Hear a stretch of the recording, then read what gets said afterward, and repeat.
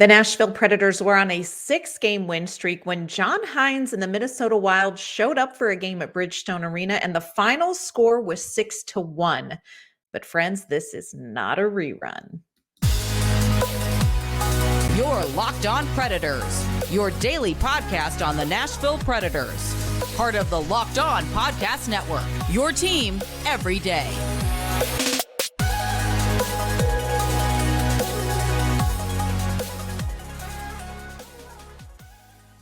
Welcome to the Locked On Predators podcast, and thank you for making us your first listen of the day. We are your free daily Nashville Predators podcast. We're a part of the Locked On Podcast Network, your team every day. Of course, we're going to kick off our Friday episode with a special shout out to our great Locked On Pred heads, our everydayers who tune in to talk all things Nashville Predators with us. We love that we get to spend a little bit of your day with you. We thank you so much for your support. I'm Ann Kimmel. I am a writer at Penalty Box Radio. That's right. A formal announcement is coming soon, but of course, you know I'm going to squeal to the Locked On Pred heads before anyone else.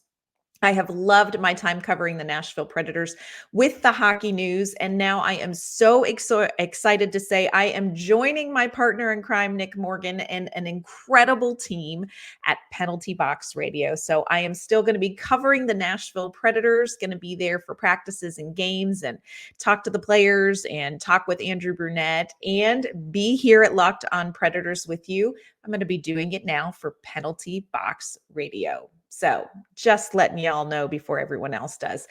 Plenty to talk about when it comes to the Nashville Predators. Last night, they played a huge game against John Hynes and the Minnesota Wild at Bridgestone Arena. Final score 6-1. But this time, my friends, the Nashville Predators came out on top. We're going to dive into the game, including one word. I'm going to tell you about the keys to that success, and we're going to take a look at what's coming up next for the Nashville Predators. First, want to let you know today's episode is brought to you by FanDuel. Make every moment more. Right now, new customers get $150 in bonus bets with any winning $5 bet. That's $150 if your bet wins. Visit FanDuel.com/lockedon to get started. As I said at the top of the show, I assure you this is not a rerun. The Nashville Predators were in a very similar situation back in late November, having won 6 games in a row when the Minnesota Wild came to town and ended the Predators' winning streak with a dominant 6-1 win over Nashville. But today, oh friends, today is a new day. And while much of the scenario is very similar, one thing that is different is the only thing that really matters, and that's that the Nashville Predators won by a final score of 6-1 last night. It was a huge game, a big performance, a lot of playoff implications in those 60 minutes of hockey, but we're going to kick it off by sharing one word to describe the game. And I asked you all for your one words. And let me know, just to kind of let us know, how are you feeling about this game? Here are some of the responses that we got. At Clay Phillips, 27, said dominant. 100% agree. This was a game where the Nashville Predators really dominated play. Bowtie Guy said, in all caps, team. Total team effort. This in the team effort, the total team effort has been a key in this 7-game win streak that the Predators are on right now for sure. At S Walker 2149, my one word is striking, just like what we were doing to the Wild last night. Yeah, last night, it was a crazy, crazy game. We'll get into all the specifics of why. Sydney Dotzenberg at IceCats28 said full 60 minutes of battling. And it was a full 60 minutes. I'm going to tell you what Andrew Brunette had to say about that 60 minutes of play coming up. And at Alfredo DeLuca 15, momentum. Nashville has momentum right now. 7-game win streak. They are facing a tough opponent on Saturday. We'll dive into that in our third segment. My one word to describe this game is early PB&J. And let me explain what that's about. When I was back in high school in the summertime, my summers were spent with my cousin Kate and 2 great friends of ours named Matt and Matt. We would hang out, go to movies, we play putt-putt. But one time, Kate and I cooked dinner for Matt, and Matt made a really nice fancy dinner just for fun.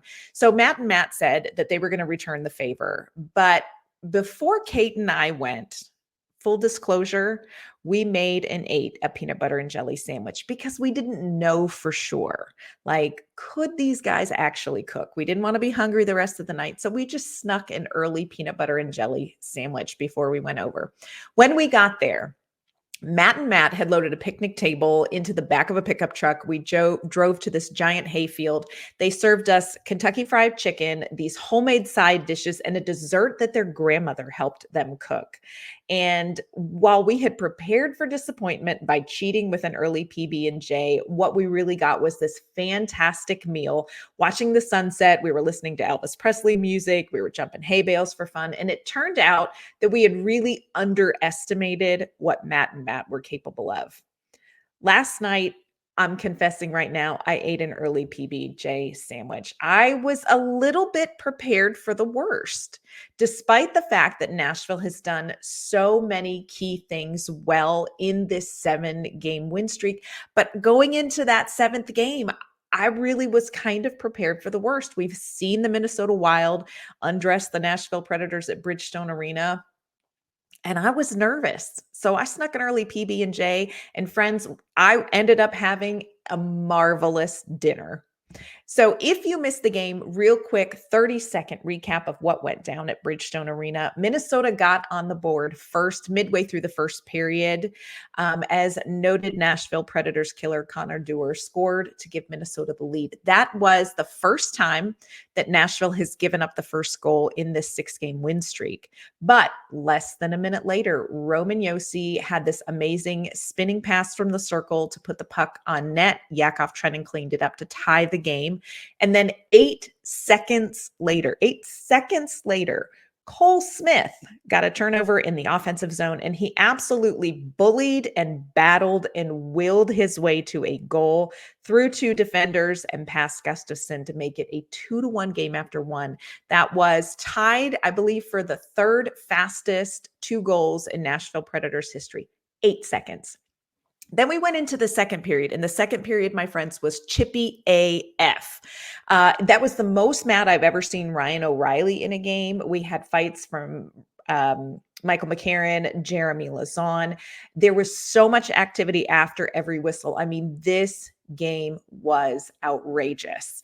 But Philip Forsberg capitalized on one of those power play chances with a goal late in the second period to make it a 3-1 game. The third period, the Predators enter the third period up 2 goals, but they did not let up. Roman Josi got a goal. Ryan O'Reilly scored off of an unbelievable assist from Gus Nyquist. If you did not see that goal, make sure you check out that highlight. It was a really smooth play by Gus Nyquist. And my friends, Ryan Patrick scored to make the final score 6-1 in favor, my friends, of the Nashville Predators. This really was a huge win for the Predators, who are now tied with the LA Kings in that first wild card spot.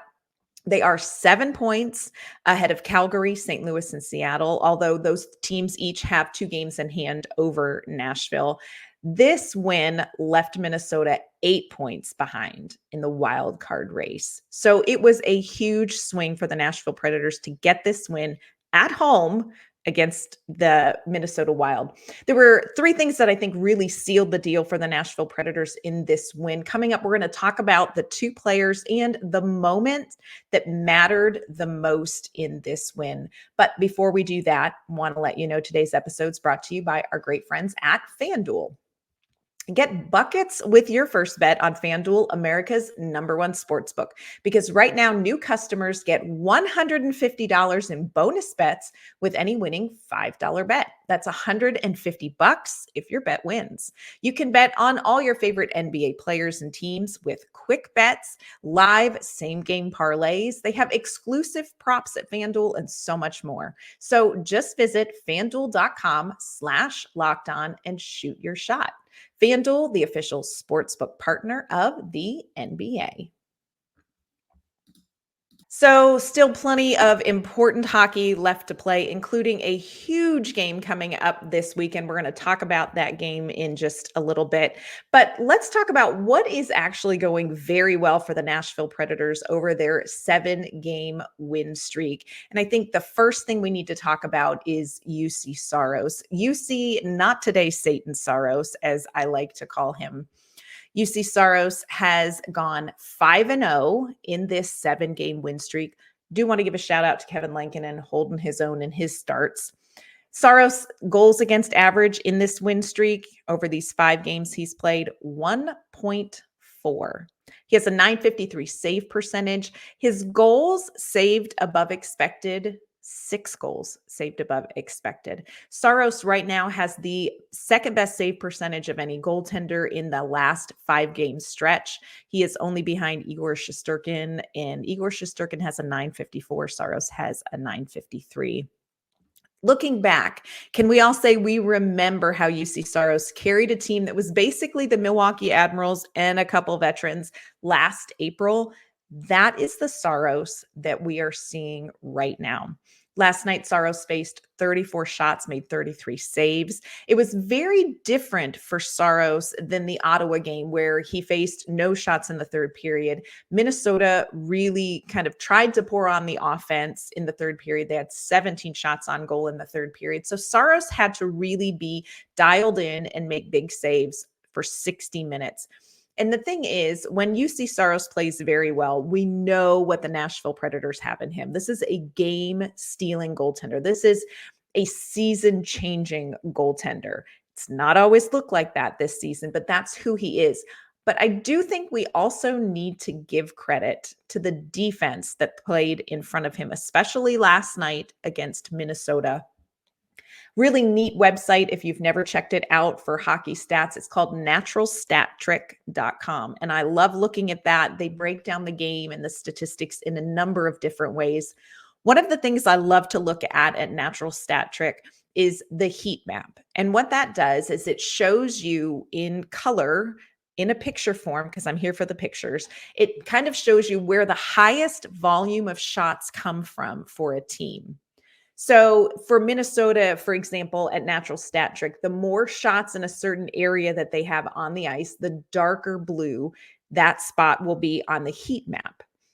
When you look back at recent wins the Wild has had over the Seattle Kraken, Edmonton Oilers, the Vancouver Canucks, Vegas Golden Knights, these top teams, the spot where they are getting the most shots is right in front of the net. That spot right in front of the net, that's a very dark, dark blue on the heat map. When you look at the heat map from last night's game, it is very light blue. Nashville really kept Minnesota to a lot of outside chances. They had some shots from the circle, but they really could not get much going in that prime net front real estate. And I think we have to give a shout out to the defense in front of Saros, who really kept the Wild to the perimeter and didn't give them the type of shots that they are winning games with. This was hands down a total team effort, but Juuse Saros needs to be called out for his great play because, friends, we have called Juuse Saros out earlier in the season, maybe for struggling. So let's give kudos where they're deserved. That was a great game by Juuse Saros. But again, the defense was important, and I think we also have to call out Roman Josi. Last night, Roman Josi had his second 3-point game in a row. He scored a goal and 2 assists, including that incredible assist on Yakov Trennin's first goal of the game. He also had an assist on the power play. We are 100% seeing Roman Josi's best hockey of this season right now. In his last 5 games, he has 4 goals and 8 points.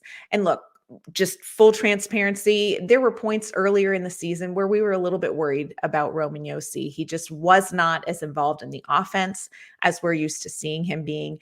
Defensively, the team was trying to sort out what they needed to do a little bit differently. And Roman Josi really was one of the players who kind of was caught up in a little bit of that struggle. And I think we have to be careful not to underestimate how big of a change a new system has been for the defense. Now we are seeing the Roman Josi, that's that game-changing, franchise-leading player for the Nashville Predators. And a lot of it has started at the beginning of the year. Since January 1st, he's got 31 points and 9 multi-point games. You're seeing some of his best defensive performances as well. I think it's interesting, just a little note, just something to file away over this 7-game win streak where Roman Josi has played so well. His defensive partner has been Dante Fabro, which is interesting. Dante Fabro, of course, the always rumored to be in a trade Dante Fabro. I think it will be interesting to see if hands are off Dante Fabro as the trade deadline comes closer, because he's been so important with Roman Josi. Last night, Andrew Brunette talked about Josi's impact, on the ice, off the ice. And Roman Josi also kind of shared his perspective on how he has been playing and the adjustment that it has been for him to play in this new system. This is what they had to say. Fun to see Josi take over hockey games. He talked a little bit since Christmas. I felt he's really grasped it. And then I think he's taken another level here in the last stretch. Showing his leadership's coming through. He's not always maybe the most vocal guy, but he puts teams on his shoulder and does things like he did tonight. And again, he's so unselfless as an individual and as a leader. That's for a coach to have a guy like that. That's completely buying in, even though if it's not always for himself, is pretty special to have, and I think the rest of the group see it too. I think we're just playing really well as a team, and I think it helps me, it helps every guy. I think we're playing more connected, and guys, I think we're playing fast. We're turning a lot of pucks over. There's definitely an adjustment period for me, and I think for the rest of the guys, it's a different system. We're playing really fast. Especially as D-man, you're getting pucks up quickly. So I think for me, I had to figure out kind of a different way to create offense, and I think we're all getting more comfortable with it. And it's a lot of fun to play in that system when we're connected like that. Games are different when Roman Josi kind of takes over, when he is really playing his best hockey. Games are very different for the Nashville Predators, and we saw that last night with him. We've seen that through this 7-game win streak. We're going to need to see that as the Predators face off against the Colorado Avalanche on Saturday as well. One of the other things that I think was so key, besides Juuse Saros and Roman Josi, overall was just the maturity that we're seeing from this Nashville Predators team through this win streak, and especially last night. Last night was a high-stakes playoff type game for the Nashville Predators. And look, this is a team with some great veterans, but also with some young guys who are learning how to navigate these high stakes moments in games and these high stakes games through the stretch of the season. And what we saw last night really was a lot of maturity from this team on a number of different levels. This is what the players had to say when they talked about just the maturity and composure they needed in the game last night. Yeah, it was an emotional game. It had a little bit of everything in it. I thought, to get the equalizing goal at 1-1, I thought was a huge moment in the game. I liked our composure. I think especially in the second period there where things were getting a little, a little testy. And I loved our third again, showing a little maturity and closing the game out. So lots of good there for sure. I think there's a lot going on after the whistle. I think both teams trying to maybe have the other team take a penalty, get on the power play. But yeah, I thought we did a great job of just staying calm. And guys, like I said, guys stepped up for each other, but we also stay calm. So yeah, it's just kind of that playoff atmosphere kind of game. It happens. No, I think they did. Obviously, especially in the second period, there was a little chippy, but I thought we handled it well. Obviously, Lossy had a great fight, and guys are stepping up at moments when we needed to, and didn't really get sucked into it too much. And obviously, I think that paid off for us in the third. When you're talking about composure and maturity, the way you really saw it specifically in this game against the Wild is that Nashville responded very quickly after that first goal. And that's something that Andrew Brunette has talked about the team struggling with throughout the season, that after a big play, whether it's a goal for or a goal against, the team kind of struggled to get immediately back to their game. You saw them respond right away, which I think is interesting because it's the first time again that the Predators have given up the first goal of the game in that 6-game streak, and it just did not seem to phase them. And again, you heard Andrew Brunette, he uses the word composure. The Predators really had to keep their composure, especially in that second period. There was so much action after the whistle. Minnesota was extraordinarily snarky, especially that dear Krill Kaprizov, who I know he's an amazing hockey player, but woof, he is an agitator with like a Cabbage Patch doll face. He's just really somebody who gets under people's skin. But the Predators did a really good job of choosing their responses. Yes, you had Michael McCarron take a penalty for a fight. You had Jeremy Lauzon get into a fight, but they weren't dragged into a lot of that other stuff. And I think that Minnesota really was trying to get under their skin in the second period, and when they couldn't do that, when Nashville kind of kept their composure and stayed mature, you could see the wind kind of come out of Minnesota's sails. Another sign of maturity, this was a Nashville team that played a full 60 minutes. It was another dominant third period by the Predators, who in the past, when they have had leads, have maybe coasted a little bit, taken their foot off of the gas. And that can come back to bite you late in the game, especially a game like this. They're really learning how to play with a lead over this 6-game, now 7-game win streak. And that is a sign of maturity for this team. So there is a lot to like overall when it comes to what we're seeing from this Nashville Predators team.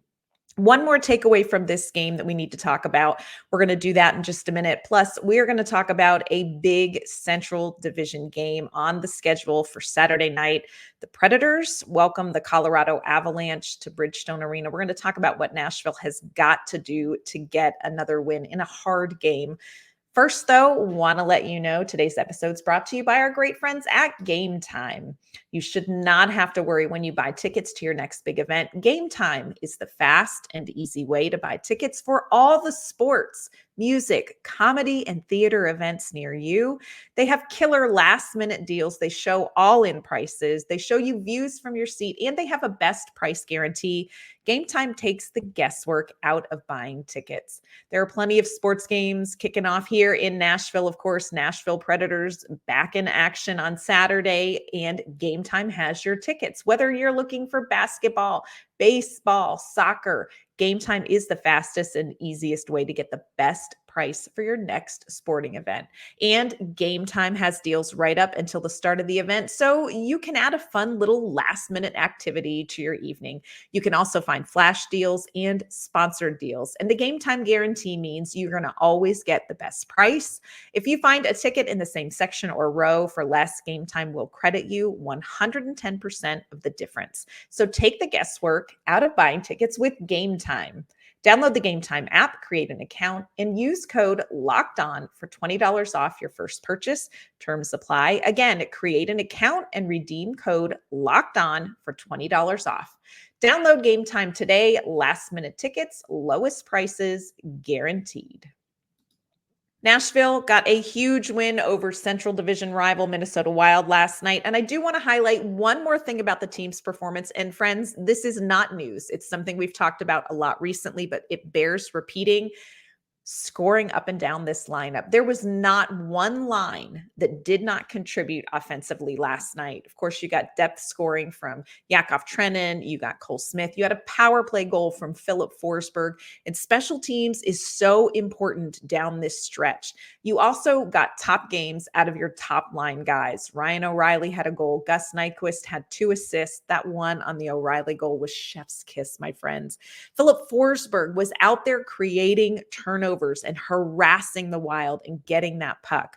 You had defensive scoring from Roman Josi, and of course, shout out to Ryan Patrick. You had assists from Luke Evangelista, Colton Sissons. There really wasn't anybody not contributing. And for so long, you've seen the top line carry this team, or you've seen the top line struggle and depth players having to get it done. The Predators over this 7-game stretch, they've gotten scoring from everyone. And they're going to need that tomorrow night because the Colorado Avalanche, my friends, are coming to town. The 36-19-5 Colorado Avalanche. The Colorado Avalanche, they had one of the toughest February schedules, I would say, in the Central Division. They came out of it 5-5-2, which if you look at who they had to play, that's not too shabby for this team. But let's take a moment and go back to the last time Colorado was here playing the Nashville Predators at Bridgestone Arena. It was in November, and my friends, it was an absolutely crazy game. Colorado scored a shorthanded goal to get on the board first. Forsberg tied that up. Lazon scored from the point. Colorado tied that back up, and then Colorado got the go-ahead power play goal. Preds had to go 6-on-5 with less than 2 minutes remaining with 37 seconds left. Philip Forsberg batted the puck out of the air and into the net to tie the game up. 37 seconds left. We're all like, woo, overtime. We got a point. No, friends, we got 2 points because off the face-off, Cale Makar fumbled the puck, or the boards messed with the puck. And the Preds ended up with the puck in front of the net. Yakov Trenin tapped it home to score with just 21 seconds left. It gave Nashville the win in regulation. Probably one of the most exciting games of this season for the Nashville Predators. Friends, it is not going to be easy tomorrow night against this Colorado Avalanche team. I think one of the big reasons is that Colorado has so many weapons, and you cannot talk about the Avalanche without saying Nathan MacKinnon. Nathan MacKinnon just reached 100 points on the season. He scored 2 points last night in the Avs' 5-0 win over Chicago, and moved him to third all-time on their franchise's points list. If Nathan MacKinnon does not win the Hart Trophy, I'm not sure what's happening. Now, I know you've got Austin Matthews. Of course, you've got Connor McDavid. You could make a very good case for Nikita Kucherov. But I am telling you, Nathan MacKinnon is a beast. And you have to respect him every second that he is on the ice. There is nothing he can't do. They also, of course, have tons of other talented players. Mikko Rantanen, Cale Makar, of course, Devon Taves. Shout out to Ryan Johansson, who maybe is not having like the peak season that I expected him to have. I thought he was going to go to Colorado and blow it up. He struggled a little bit lately, but he did get a goal in the Chicago win last night. They're also getting really good goaltending from Georgiev lately. He's had a really good run his last 5 games. He's got a .917 save percentage.